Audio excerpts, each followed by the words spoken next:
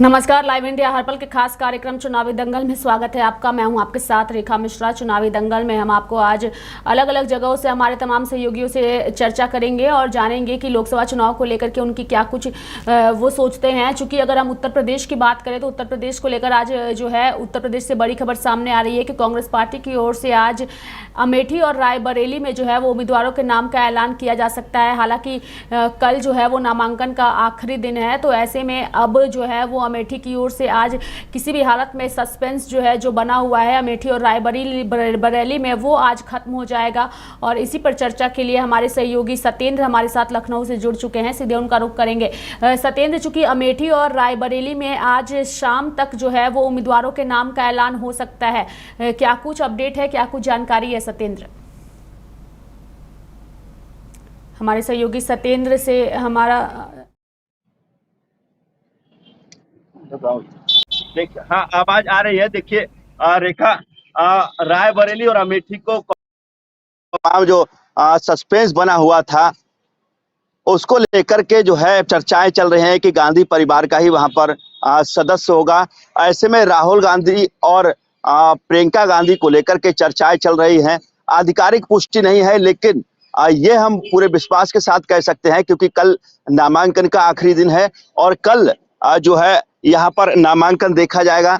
रेखा, इसी को लेकर के तमाम तैयारियां जो है वहां पर जो है इन लोगों की तरफ से, कांग्रेस पार्टी की तरफ से पूरी कर ली गई हैं। और रायबरेली और अमेठी में कांग्रेस के जो है उम्मीदवार यहाँ पर उतार दिए जाएंगे। राहुल गांधी का अमेठी से चुनाव लड़ना, और ये जो है उन्होंने नामांकन पत्र भी खरीद लिया है। रायबरेली से भाजपा ने जो है दिनेश प्रताप सिंह को टिकट दिया है। ऐसे में जो लड़ाई होनी है इन दोनों की है, रायबरेली और अमेठी में दोनों जगह ये जो सीट थी इसको लेकर के सस्पेंस बना हुआ था। पर्चा खरीद लिए गए हैं और कल नामांकन भी होगा। हालांकि अभी ये चीजें तय नहीं हुई है कि आखिर नाम किसका है, ये चीज अभी क्लियर नहीं है। लेकिन जो सूत्र बताते हैं, सूत्रों के हवाले से राहुल गांधी के नाम से अमेठी में ऑनलाइन फार्म खरीदा गया है। वह कल नामांकन कर सकते हैं। गुरुवार सुबह को अमेठी पहुंचे सोनिया गांधी के प्रतिनिधि किशोरी लाल शर्मा ने कहा है कि गांधी परिवार का सदस्य ही यहाँ पर चुनाव लड़ेगा। जब उनसे पूछा गया कि क्या राहुल लड़ेंगे, उन्होंने कहा सारी तैयारियां हैं। समझिए कि वहां से चुनाव लड़ने की राहुल गांधी की सारी तैयारियां हैं, पूरी तैयारियां हैं। नामांकन को लेकर के जो है वकील केसी कौशिक हैं, वो पहले रायबरेली और फिर अमेठी पहुंचे थे। उन्होंने भी उस समय भी कयास लगाया जा रहा था कि प्रियंका गांधी और राहुल गांधी यहाँ से चुनाव लड़ेंगे। तो ये सारी संभावनाएं तेज हैं। यहाँ पर रायबरेली से भारतीय जनता पार्टी ने दिनेश प्रताप सिंह को टिकट दिया है, जो कैबिनेट में मंत्री थे। और यहाँ पर जो स्मृति ईरानी है, अमेठी से स्मृति ईरानी यहाँ से चुनाव लड़ेंगी। बताया जा रहा है कि राहुल गांधी जो है रायबरेली से लड़ेंगे और प्रियंका गांधी जो है वो अमेठी से स्मृति ईरानी के खिलाफ चुनाव लड़ेंगी।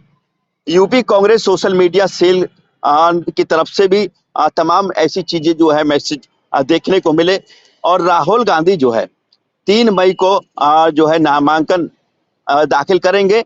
इसको लेकर के तमाम तैयारियां जो है कर ली गई हैं। अमेठी रायबरेली सीट पर शुक्रवार मतलब 3 बजे तक नामांकन की आखिरी तारीख है, यानी आज के कुछ घंटे और कल का दिन ही बचा है। लेकिन पार्टी चुप्पी साधे हुए थी, अब तक कोई ऐलान नहीं किया गया है। फिलहाल जो तमाम तैयारियां हैं उसको लेकर के प्रियंका गांधी और राहुल गांधी की इन दोनों सीटों पर कहीं ना कहीं उनके नाम की चर्चाएं हैं। और ये भी है कि कल जो सूत्र बताते हैं 100% हो सकता है कि ये दोनों लोग कल नामांकन करेंगे, क्योंकि कल लास्ट दिन है। ऐसे में ये सारी चीजें उत्तर प्रदेश की रायबरेली और अमेठी जो हॉट सीट कही जाती हैं, इन दोनों सीटों पर जो सस्पेंस था वो समझिए खत्म हो चुका है। बस संभावनाएं बची हैं और संभावनाएं कल नामांकन के दौरान भी खत्म हो जाएंगी। रेखा,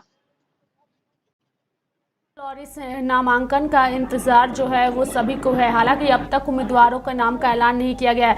बीजेपी की ओर से साफ तौर पे यही कहा जा रहा है सत्येंद्र की अमेठी और रायबरेली की जनता ने कांग्रेस परिवार का काफ़ी साथ दिया है और लंबे समय तक उन्हें इस सीट पर काबिज रखा है। लेकिन जिस तरीके से अभी तक इस सीट पर उम्मीदवारों के नाम का ऐलान नहीं किया गया है, ये इस क्षेत्र की जनता के साथ छलावा किया जा रहा है कांग्रेस पार्टी की ओर से, ऐसा बीजेपी आरोप लगा रही है सत्येंद्र। देखिए, बिल्कुल सही कहा। बीजेपी वहां आरोप लगा रही है क्योंकि लंबे समय तक अमेठी और रायबरेली से कांग्रेस के गांधी परिवार का नाता रहा है और इन्हीं नातों के चलते हुए जो चीजें, जो समीकरण वहां पर बिठाए गए, उन्हीं समीकरणों के आधार पर यहाँ पर साख लगी हुई है। जहां केंद्रीय मंत्री स्मृति ईरानी वहां पर अमेठी से अपने साख को बचाने के लिए लगी हैं, वहीं दूसरी ओर यहाँ से कैबिनेट के एक और मंत्री सूर्य जो है, उनको यहाँ पर भाजपा ने टिकट दिया है, तो वो भी अपनी साख बचाने को लगे हैं। इन सारे समीकरणों को देखते हुए कांग्रेस ने कहीं ना कहीं ये जो है तैयारी की है और दिनेश प्रताप भाजपा से वहां लड़ रहे हैं। तो इन दोनों के काट के लिए कहीं ना कहीं कांग्रेस के पास कोई और काट नहीं था। यही वजह थी कि राहुल गांधी और प्रियंका गांधी को लास्ट में, समझिए अंतिम दिन से एक दिन पहले, सिर्फ संभावनाओं पर प्रत्याशी बनाने की बात चल रही है। और संभावनाएं तो पूरी तब जो है सही साबित होंगी जब कल 3 बजे तक नामांकन पर्चा दाखिल हो जाएगा। इस बीच अगर कोई ऐसा रोड़ा फंसा तो दिक्कतें जो है यहाँ के कैंडिडेट को हो सकती हैं। हालांकि इनके जो वकील हैं कौशिक, वो पूरी तैयारी में है। नामांकन पर्चा ऑनलाइन खरीदा गया है, तो इसके लिए जो है नामांकन तय है कि कल ये दोनों लोग दाखिल करेंगे। रेखा, दोनों लोग जो है वो नामांकन करेंगे। सत्येंद्र हमारे साथ बने रहिए, हमारे साथ अन्य सहयोगी भी हमारे साथ जुड़े हुए हैं। पटना से हमारे सहयोगी संजय हमारे साथ जुड़े हुए हैं। सीधे संजय का रुख करते हैं। संजय, चूंकि आज हमने देखा कि किस तरीके से लोकसभा चुनाव में अलग अलग जगहों पर जो है वो केंद्रीय नेता जो है भाजपा के, उनकी रैली होती रही। अररिया में जिस तरीके से जेपी नड्डा ने बड़ा बयान दिया लालू प्रसाद यादव के परिवार को लेकर और आरजेडी पार्टी को लेकर के, वो कई तरह के सवाल खड़े करती है। क्या कुछ कहिएगा संजय?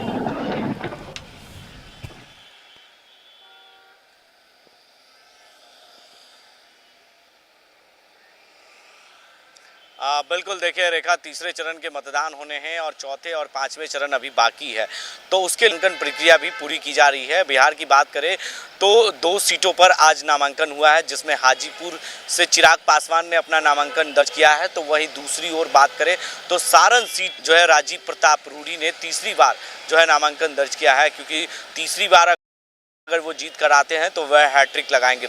इसको लेकर जो है वहां पर राजनाथ सिंह ने जो है सारण में जनसभा को संबोधित किया। तो वहीं कह सकते हैं अररिया में जो है जेपी नड्डा भी मौजूद थे और जेपी नड्डा ने, जो भाजपा के राष्ट्रीय अध्यक्ष हैं, उन्होंने हुंकार भरी है वहां से और जनता के लिए वोट मांगा है। अररिया में जो है कह सकते हैं कि बीजेपी के उम्मीदवार जो है दिलीप सिंह, उनके लिए वोट मांगा है। और ऐसे में दिलीप सिंह पहले भी वहां से जीते हुए कैंडिडेट हैं बीजेपी से, तो ऐसे में दिलीप सिंह के लिए जो है अररिया में कह सकते हैं कि जेपी नड्डा, जो जगत प्रकाश नड्डा पूरा है, और वो उन्होंने वोट मांगा है उस दिलीप सिंह के लिए। तो ऐसे में लालू परिवार पर हमला करने में पीछे नहीं आ रही है, बाज नहीं आ रहे हैं बीजेपी के लोग। ऐसे में लालू परिवार पर लगातार हमला किया जा रहा है और किसी न किसी बहाने, किसी न किसी मुद्दे पर लालू को ज़रूर घेरा जा रहा है। भले लालू प्रसाद यादव बीमार हो, अपनी बेटी के लिए प्रचार ज़रूर कर रहे हैं, लेकिन बाकी प्रत्याशियों के लिए नहीं कर रहे हैं। लेकिन कहीं ना कहीं लालू प्रसाद यादव को टारगेट जरूर किया जाता है, चाहे वो जंगल राज की बात कर ले या परिवारवाद की बात कर ले। लालू प्रसाद यादव का जब भी जंगल राज की बात आती है और चारा घोटाले मामले, इसमें वो सजा याफ्ता भी रह चुके हैं, तो ऐसे में लालू प्रसाद यादव को लेकर लगातार बिहार में चर्चा होती है। अगर बिहार की बात कर ले तो लालू प्रसाद यादव पर हमला, चाहे वो नीतीश कुमार हो या बीजेपी के बड़े नेता हों, राजनाथ सिंह हो या जेपी नड्डा हो, वो अररिया में उन्होंने हमला भी किया है। तो ऐसे में कहीं ना कहीं जो आज 2 प्रत्याशियों ने अपना नामांकन दर्ज किया है। एक तरफ सारण से जो है राजीव प्रताप रूडी, कह सकते हैं कि 2 से 3 दिन पहले ही रोहिणी आचार्य वहां पर नामांकन की थी, जहां पर लालू प्रसाद यादव और राबड़ी देवी और तेजस्वी यादव भी गए थे उनके नामांकन में। काफ़ी जनसभाएं की वहां पर लालू प्रसाद यादव, और उसके बाद लालू प्रसाद यादव लौट गए।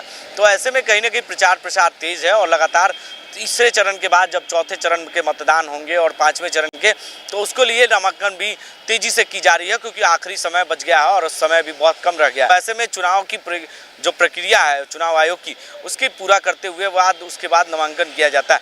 तो जो फॉर्म फिलअप किया गया है उसमें पूरे जो डॉक्यूमेंट्स दिए गए हैं वो सारे राजीव प्रताप रूडी जो है पायलट भी हैं पेशे से। ऐसे में वो इंडिगो का एयरलाइंस उड़ाते हैं और कई बार वो सांसद भी रह चुके हैं और अटल बिहारी वाजपेयी के समय में केंद्रीय मंत्री भी रह चुके हैं। तो राजीव प्रताप रूडी की चर्चा एक वक्त में खूब हुई थी, आपको याद होगा रेखा, जब कोविड के समय जब एम्बुलेंस घोटाला हुआ, एम्बुलेंस की चर्चाएं हुई थी, तो राजीव प्रताप रूडी की चर्चा खूब हुई थी। उसको लेकर पप्पू यादव ने काफ़ी खुलासा किया था।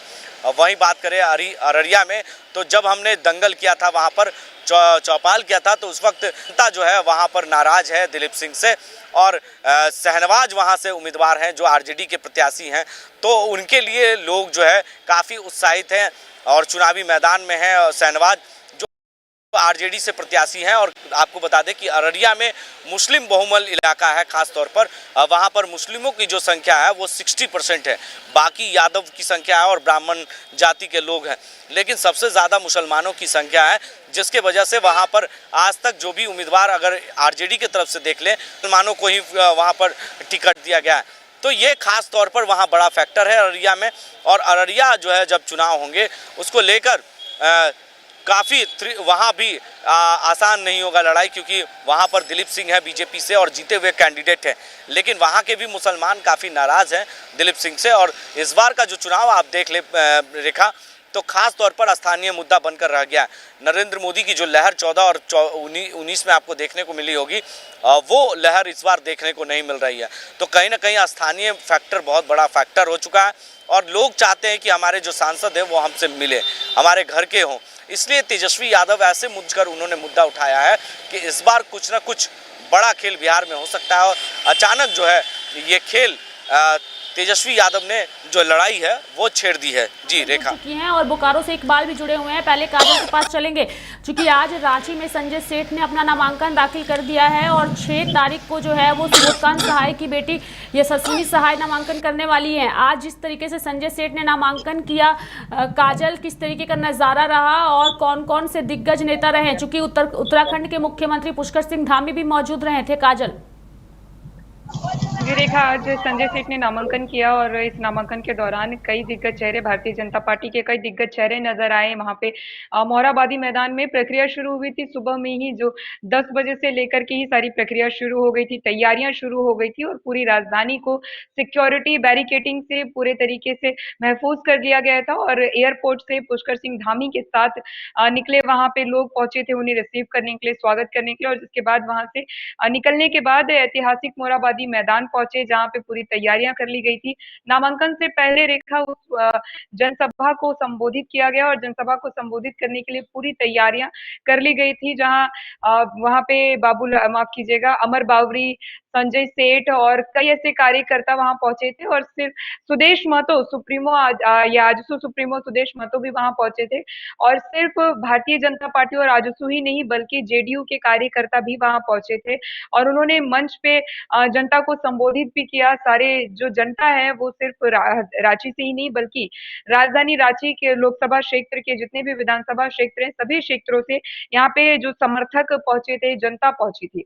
और इसी के साथ उत्तराखंड मुख्यमंत्री पुष्कर सिंह धामी भी पहुंचे थे, उन्होंने भी जनता को संबोधित किया। नामांकन से पहले रेखा कई तरह की प्रक्रियाएं, कई तरह के वहां पे भाषण दिए गए, जनता को संबोधित किए गए, और जो लगातार जो है झारखंड की जो सत्ता की सरकार है उसके खिलाफ भी कई तरह की बातें कही गई।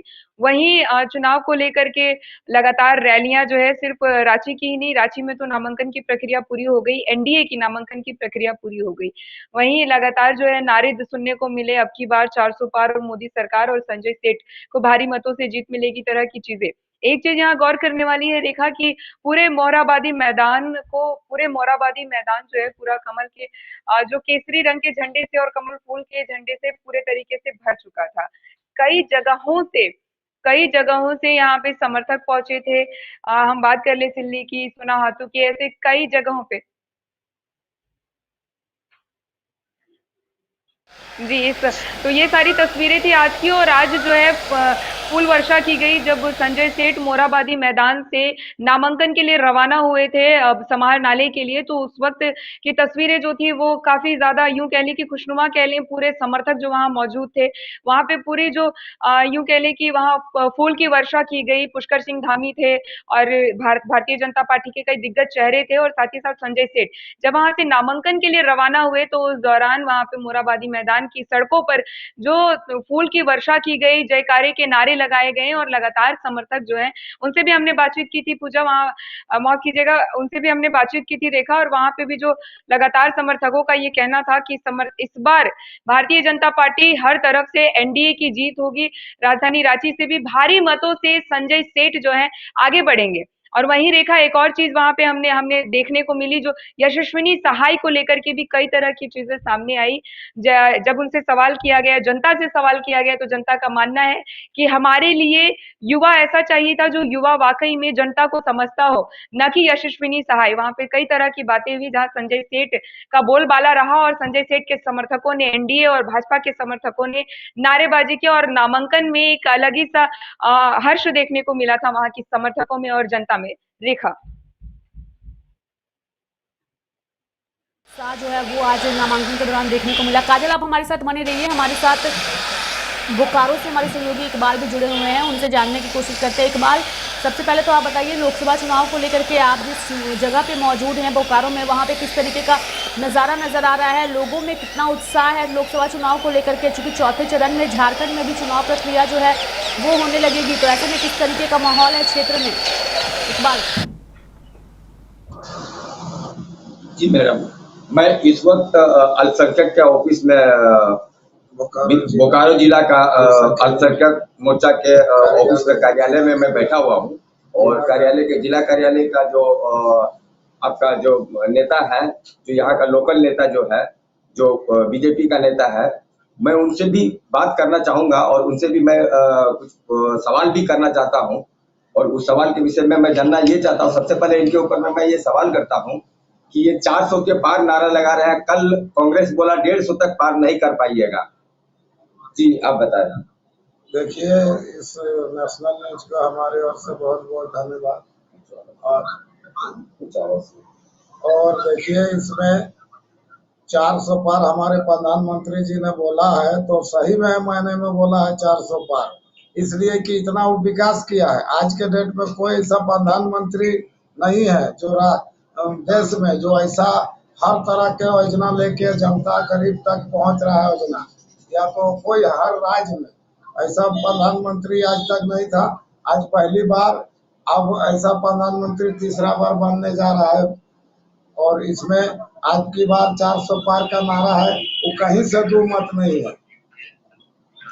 लेकिन अभी कुछ देर पहले भी लाल झंडा का भी हुआ था कल, उन्होंने भी यही चीज कहा, उन्होंने भी यही सवाल कहा कि 400 पार नहीं, ये 150 पार करके दिखाए।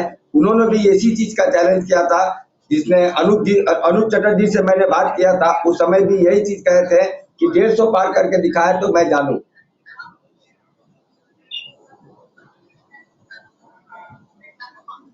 इकबाल, आप हमारे साथ बने रहिए। बड़ी खबर उत्तर प्रदेश से सामने आ रही है, हमारे सहयोगी सत्येंद्र के पास जाएंगे। सत्येंद्र, बताइए कौन सी बड़ी खबर है और किस तरीके का अपडेट है लोकसभा चुनाव को लेकर के? सत्येंद्र।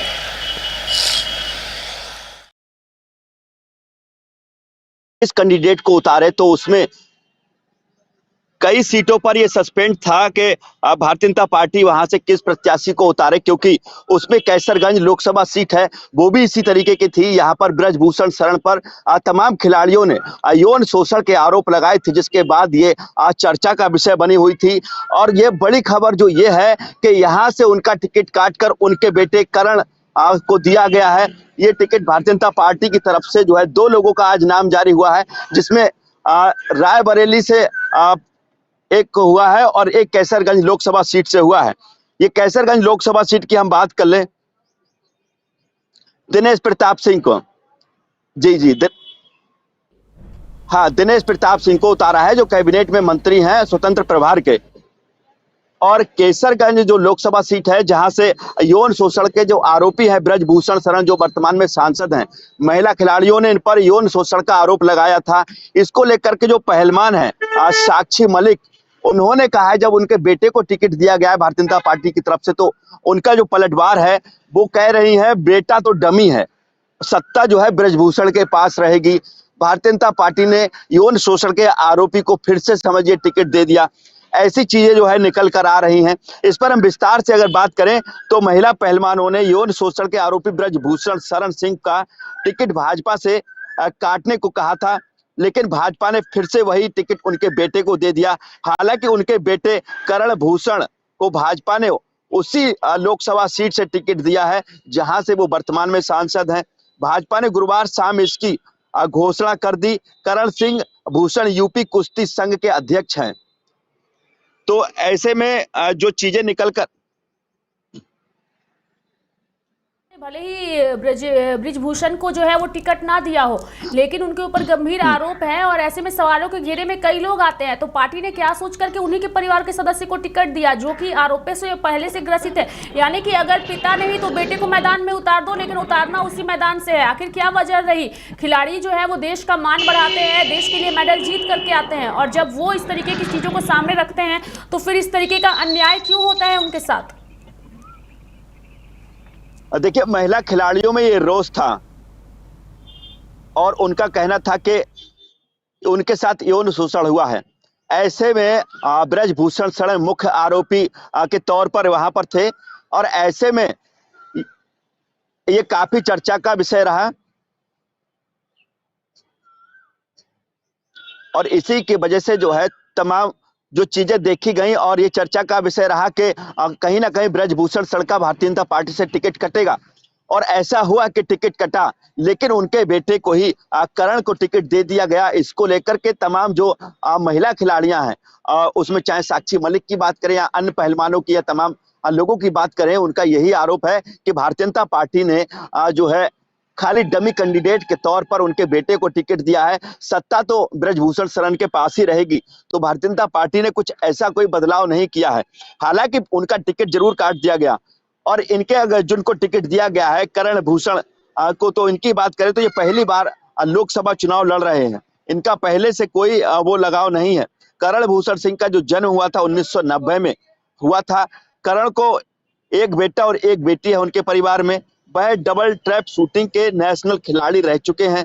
उन्होंने गोंडा में अपने पिता के नंदिनी कॉलेज से ग्रेजुएशन किया है। अपने पिता का ही कॉलेज है इनके, उससे जो है इन्होंने ग्रेजुएशन किया है। ऑस्ट्रेलिया से बिजनेस मैनेजमेंट की पढ़ाई की है। अभी वे उत्तर प्रदेश कुश्ती संघ के अध्यक्ष हैं। पहली बार कोई चुनाव लड़ रहे हैं। महिला पहलवानों की ओर से ब्रजभूषण सिंह पर लगाए गए यौन शोषण के आरोपों के बीच उत्तर प्रदेश में कुश्ती संघ का चुनाव हुआ था। 12 फरवरी को हुए इस चुनाव में करण को सर्वसम्मति से यूपी कुश्ती संघ का अध्यक्ष चुना गया था। तो ब्रजभूषण शरण के जो बेटे का राजनीतिक कैरियर है वो पहली बार यहाँ से शुरू हो रहा है और उनको भारतीय जनता पार्टी ने रेखा टिकट दिया है कैसरगंज लोकसभा सीट से। रायबरेली सीट की बात करें तो वहां से दिनेश प्रताप सिंह को पार्टी ने मैदान में उतारा है, चूंकि अभी थोड़ी देर पहले ही ये नाम सामने आया। चूंकि बीजेपी जहां ये आरोप लगा रही है कि रायबरेली और अमेठी में पार्टी ने उम्मीदवार नहीं उतारे हैं, तो क्या यही वजह है कि भाजपा को भी इतना लंबा वक्त लग गया? वो कांग्रेस के उम्मीदवार का इंतजार कर रही थी रायबरेली में और कांग्रेस ने अपने उम्मीदवार अब तक नहीं उतारे, तो आखिरकार कल नामांकन का आखिरी दिन है और इसलिए आनंद फानन में पार्टी की ओर से भी अपने उम्मीदवार घोषित करने पड़े। सत्येंद्र, बिल्कुल सही रेखा। हम सिर्फ कांग्रेस को ही नहीं कहेंगे कि उन्होंने रायबरेली और अमेठी को लेकर के अपने प्रत्याशियों को ना उतार के तमाम मतदाताओं में, तमाम लोगों में कहीं ना कहीं सस्पेंस बरकरार रखा। भारतीय जनता पार्टी की तरफ से भी वैसे ही काट ढूंढे गए और जो एक दिन पहले क्लियर हुए हैं। हम बात करें अगर रायबरेली की, तो रायबरेली से दिनेश प्रताप सिंह को टिकट दिया गया है। 2019 में सोनिया गांधी के खिलाफ इन्होंने चुनाव लड़ा था। 6 साल पहले इन्होंने कांग्रेस छोड़ी थी, मतलब ये भी पहले कांग्रेस में ही थे। भाजपा ने इनको टिकट जब दिया है तब जो है ये अभी वर्तमान में उत्तर प्रदेश मुख्यमंत्री के 2.0 में स्वतंत्र प्रभार के मंत्री हैं और 6 साल पहले जब कांग्रेस इन्होंने छोड़ी थी तब इन्होंने उसके बाद भाजपा ज्वाइन की थी। रायबरेली सीट पर जो है कल नामांकन होना है और आखिरी दिन है। कांग्रेस ने अब तक यहाँ प्रत्याशी का ऐलान नहीं किया है। भाजपा यूपी में 74 सीटों पर अब तक जो है अब यहाँ चुनाव लड़ रही है। 6 सीटों पर सहयोगी दलों को दिया था। भाजपा ने सभी 74 सीटों पर अपने प्रत्याशियों का ऐलान कर दिया है, मतलब पूरे 74 पत्ते यहाँ से खोल दिए हैं। दिनेश प्रताप सिंह की बात करें तो 2010 में पहली बार ये एमएलसी बने थे। दिनेश प्रताप सिंह ने राजनीति की जो शुरुआत की थी 2010 में की थी। पहली बार उनको जो है एमएलसी का मौका मिला। 2016 में एमएलसी दोबारा बने। 2018 में जब उन्होंने भाजपा ज्वाइन की थी तो 2019 में भाजपा ने उन्हें सोनिया के खिलाफ ही उतार दिया था। जब इन्होंने भाजपा ज्वाइन किया था तब सोनिया गांधी के खिलाफ इनको पहली बार लोकसभा का चुनाव लड़ाया गया था। 2019 में भाजपा ने उन्हें सोनिया के खिलाफ उतारा और 1,67,000 वोटों से ये सोनिया गांधी से हारे थे। 2022 में भाजपा से फिर एमएलसी बने। दिनेश प्रताप सिंह अभी योगी के मंत्रिमंडल के जो है स्वतंत्र प्रभार के मंत्री हैं। उनके पास उद्यान, कृषि निर्यात जैसे विभाग हैं। दिनेश प्रताप सिंह ठाकुर बिरादरी से आते हैं। माना जा रहा है कि यूपी में नाराज ठाकुर बिरादरी को मनाने के लिए दिनेश प्रताप सिंह को कहीं ना कहीं ये टिकट दिया है। यूपी में गुरुवार को भाजपा ने इन दोनों नामों का ऐलान किया, जहां कैसरगंज से करण भूषण सिंह का नाम किया तो वहीं रायबरेली से दिनेश प्रताप सिंह का रेखा नाम आया है। बिल्कुल, तो देर से ही सही लेकिन भाजपा ने भी अपने उम्मीदवार जो है वो रायबरेली में लेट से ही उतारे है कि अगर बीजेपी की ओर से कांग्रेस पार्टी पर ये आरोप लगाए जा रहे हैं तो ये आरोप बीजेपी पर भी उतना ही लगता है जितना कांग्रेस पर लगता है। धन्यवाद सत्येंद्र हमारे साथ जुड़ने के लिए और अपनी बातों को रखने के लिए। हमारे साथ पटना से हमारे सहयोगी संजय जो है वो भी हमारे साथ जुड़े रहे हैं। संजय, आपका भी धन्यवाद हमारे साथ जुड़ने के लिए। रांची से हमारी सहयोगी काजल रही। काजल, आपका भी धन्यवाद और साथ ही हमारे सहयोगी इकबाल का भी धन्यवाद जो बोकारो से हमारे साथ जुड़े रहे हैं। चूंकि चुनावी दंगल में आज हमने आपको प्रत्याशियों और साथ ही लगातार नेताओं की हो रही धुआंधार रैलियों को लेकर के और किन किन लोगों ने आज नामांकन किया उसको लेकर के बताया। आगे भी हम चुनावी दंगल में आपको खबरों से रूबरू कराते रहेंगे। मेरे साथ आज के लिए फिलहाल इतना ही। आप देखते रहिए लाइव इंडिया हर पल। नमस्कार।